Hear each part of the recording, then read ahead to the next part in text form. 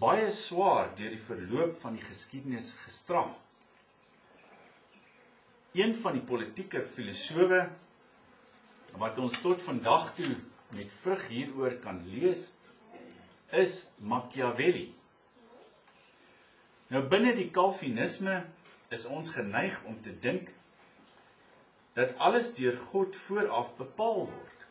Vandaar dan ook sekere Afrikaners wat vandag beweer dat God die ANC oor ons aangestel het om ons vir ons sondes uit die verlede te straf. Maar by die goddelike wil en predestinasie is daar ook die menslike wil te voeg. Calvin, ons groot kerkvader, was van mening dat die Here diegene help wat hulle self help. En in die woorde van Niccolò Machiavelli in die Prins oor Italië en oor sy stadstaat Florence, ek haal aan, hy skryf, met ons is daar groot geregtigheid, want daardie oorlog is regverdig wat nodig is, en wapens word geseën as daar geen ander hoop as op hulle is nie. Hier heers die grootste bereidwilligheid, en waar die bereidwilligheid groot is, kan die moeilikhede nie groot wees nie. As u bloot daardie mans volg, wat ek onder u aandag gebring het, wat meer is, hoe buitengewoon is die weë van God nie, wat bo alle voorbeelde geopenbaar is. Die see is verdeel, 'n wolk hierdie weggelei, die klip het water voortgebring, dit het manna gereën. God is nie bereid om alles te doen nie, en sodoende ons van ons vrye wil en daardie deel van die glorie wat aan ons behoort te ontneem nie. Ek herhaal die laaste sin. Dit gaan so 'n bietjie teen ons gebruikelike opvatting van bloedrivier, dat dit bloot 'n wonderwerk van God was. Maar Machiavelli sê, God is nie bereid om alles te doen nie, en sodoende ons van ons vrye wil en daardie deel van die glorie wat aan ons behoort te ontneem nie. Vanjaar is die 172ste jaar dat Afrikaners Geloftefees hou. Terwyl ons hierdie goddelike ingryping in die lot van ons pionier voorvaders gedenk, huldig ons terselfdertyd hul moed, intelligensie en deursettingsvermoë. Dit is die aspek waarna Machiavelli verwys as hy sê dat God ons nie van ons aandeel aan die glorie van 'n veldslag soos bloedrivier wil ontneem nie. In hierdie opsig is Andries Pretorius 'n interessante figuur in die hele bloedrivier sage. Hy het aanvanklik nie deelgeneem aan die voortrek nie, maar het wel in die Oos-Kaap deelgeneem aan verskeie militêre ekspedisies teen die Khoisas. Vir die voortrekkers wat na die slag van Etaleni, waar hulle weer eens met verliese van die Zulus moes wegvlug, was hulle eintlik vasgekeer in Natal, wat hulle as die beloofde land beskou. Dit het gereën. Hul kruit was letterlik nat. En ons kan ons vandag kwaadlik indink in die moedeloosheid en wanhoop wat daar onder hulle moes geheers het. Jy kan maar daai stuk geskiedenis gaan lees, daar van Februarie tot omtrent so Oktober, November 1838. Die mense was verslae, hulle is sopas uitgemoor, hulle het nog aanvalle gevrees, dit het almekaar gereën, hulle kon niks doen nie. En toe skielik tree iemand na vore, 'n buitestander, Andries Pretorius. 'n Nuwe leier kom na vore.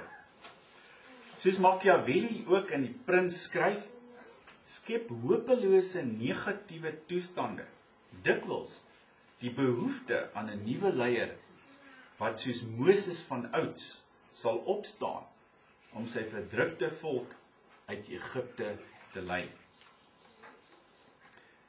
Wat moet so 'n nuwe leier doen? Hy moet buite die ou paradigma, die ou manier van dink en doen, kan tree. Soos ek reeds gesê het, is transformasie, soos ons dit in die land leer ken het, sinoniem met onreg en geweld. Maar geweld self skep onvermydelik buitengewone en dikwels, skep onvermydelik buitengewone omstandighede. Immers streef die meeste mense op aarde, en ek dink, dit is waar van elkeen van ons streef na vrede en harmonie. Ons is nie besig om elke dag te dink, hoe kan ons oorlog maak?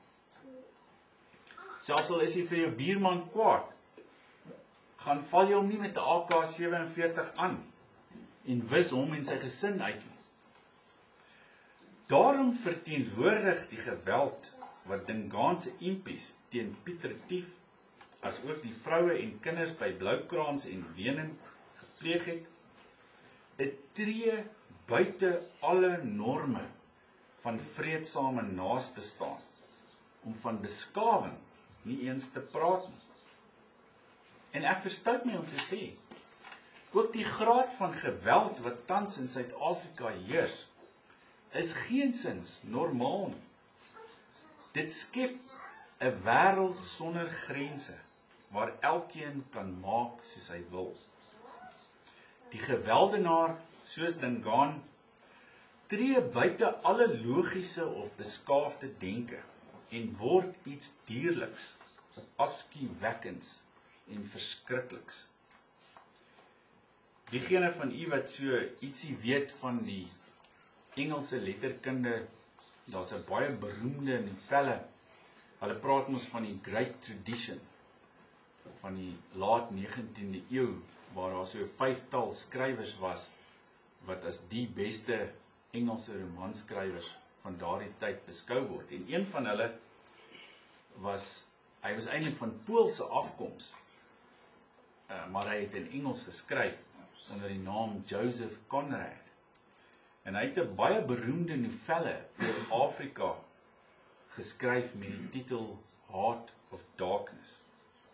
En in die boek is daar 'n sleutelpassasie waar een van die karakters die woorde spreek, die verskrikking, die verskrikking. In Engels lui dit the horror, the horror.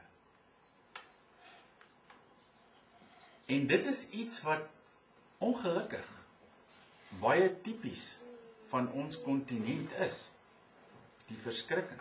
'n ander skrywer, 'n Afrikaner wat in Engeland gaan woon het, en blykbaar op goeie voet met die Britse koningshuis verkeer het, Laurens van der Post, miskien het u al van hom gehoor, het in die 50er jare 'n lesing in Switserland gelewer, wat agterna in boekvorm uitgegee is, onder die titel The Dark Eye of Africa, die donker oog van Afrika. Hy het die uitdrukking ontleen aan 'n gesegde wat hy in Indonesië gehoor het.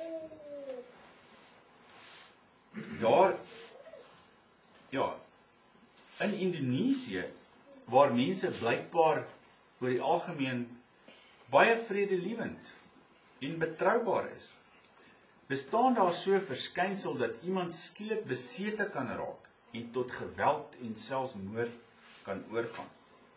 Dan word daar gesê, sy donker